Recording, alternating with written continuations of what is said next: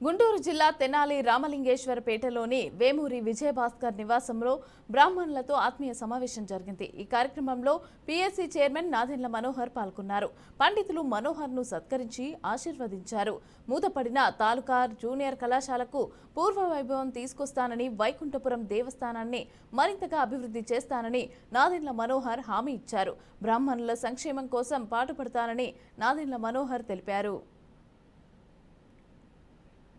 Party కలిసి ఈ రాష్ట్రానికి ఒక అండగా నిలబడి చంద్రబాబు నాయుడు గారి నాయకత్వంలో, పవన్ కళ్యాణ్ గారి నాయకత్వంలో మంచి ప్రభుత్వం ఏర్పాటు చేయాలని తపంతో ముందుకెళ్తున్నాం.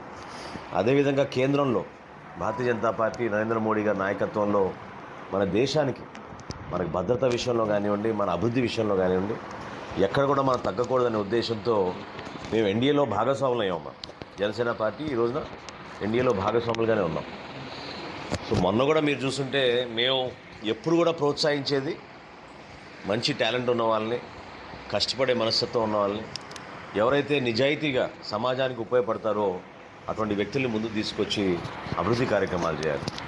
భాస్కర్ గారికి ఆ రోజున వైకుంఠపురంలో మేము చేసిన కొన్ని అభివృద్ధి కార్యక్రమాలు అందరూ ఆ రోజు హర్షించారు.